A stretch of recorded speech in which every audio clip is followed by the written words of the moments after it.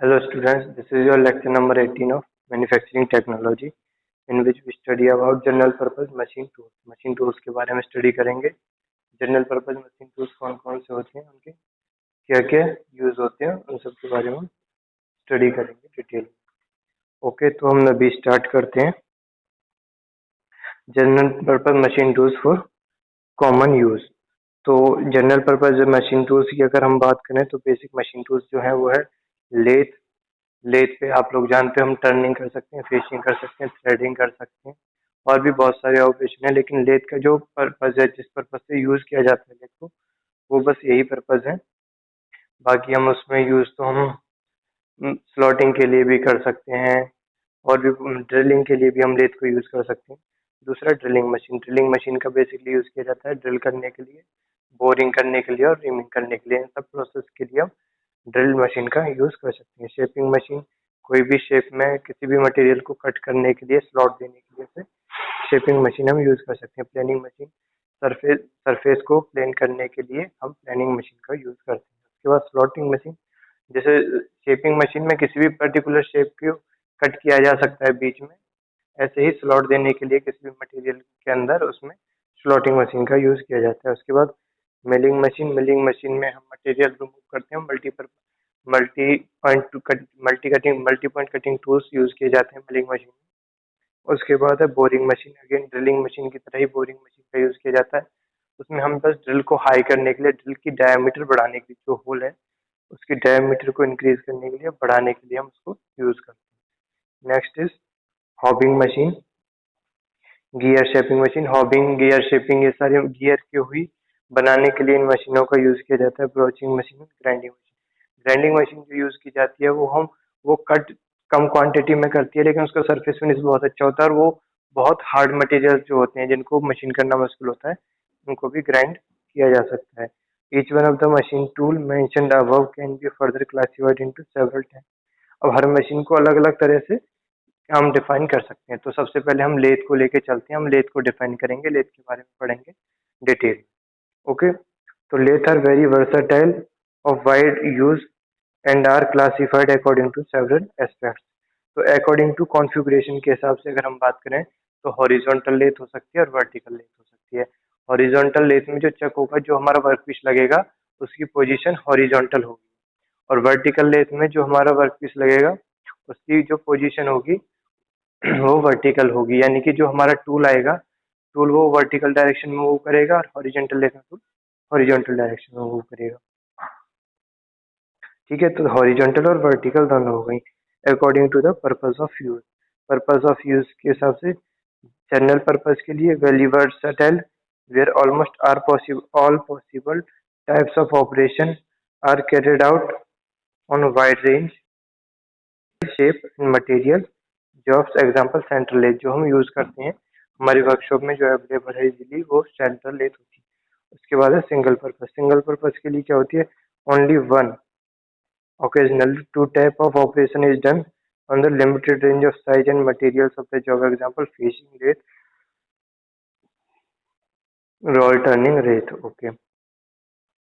Next is special purpose machine, where a definite number of types of operation are done repeatedly over long time on a special type of blank. Example, gear blank machining lathe. Gear blank को machine करने वाली जो lathe होती है. Okay. अब next is according to size और capacity, small, medium, large, mini और micro.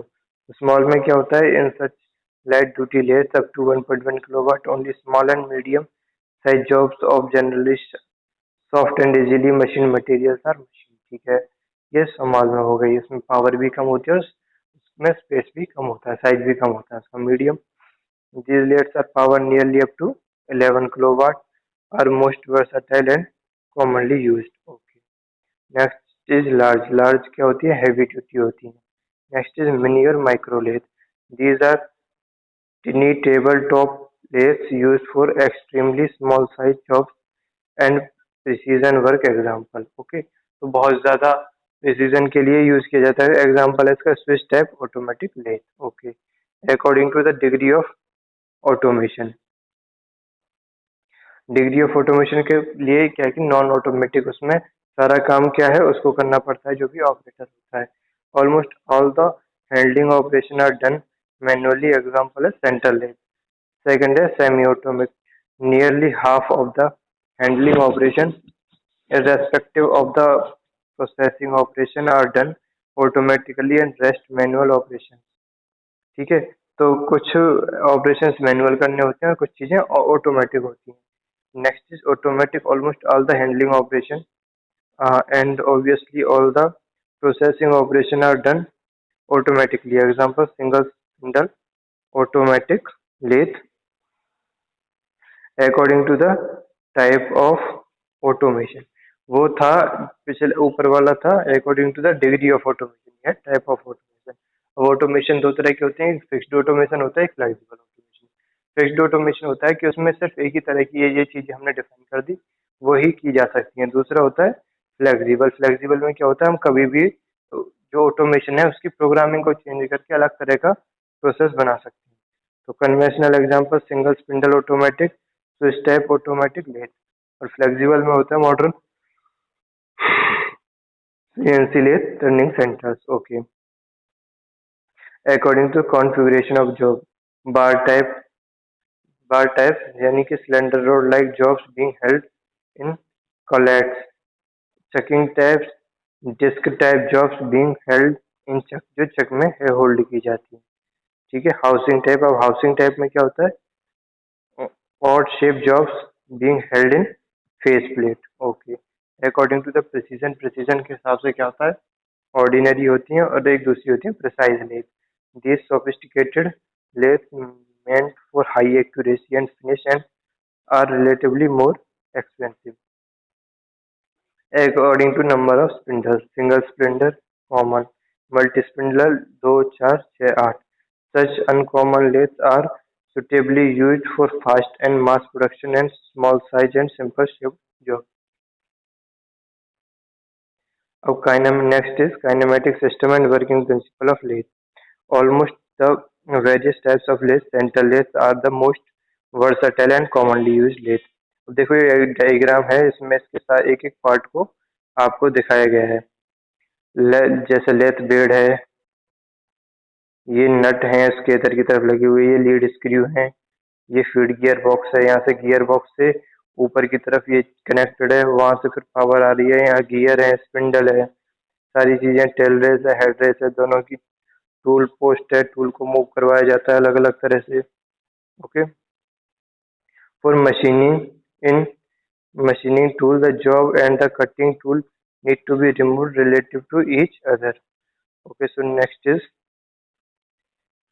the tool work motion are formative motion, that is cutting motion or feed motion, auxiliary motion, indexing motion and relieving motion। Okay, in lathe, cutting motion is attained by rotating the job, feed motion by linear traveler of the job, either axially or longitudinal feed or radially or cross feed।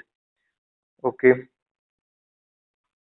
the job gets rotation from the motor through the belt pulley, clutch and then the speed gear box, which splits the input speed into a number of speeds by operating the clutching gear। The cutting tool drives its automatic feed motion from the rotation of the spindle via the gear quadrant, feed gearbox and the Hepron mechanism when the rotation of the feed rod is transmitted either to the pinion, which being rolled along the rack provision and the longitudinal feed, or the screw of the cross slide for crossing or transmissive feed. While cutting screw threads, the half nuts are engaged with the rotating lead screw to positively cause travel on the carriage with the hang of the tool parallel to the lathe blade. तो ये सारे motion दे रखे हैं हमारे पास कि हम किसको कैसे कैसे करवा सकते हैं। The versatile working range of the central lathe is argumented by the using of several attachments like taper turning attachment, thread milling attachment, or coping attachment। So machine operation usually done on lathes are facing, centering, rough and finish turning, chamfering, soldering,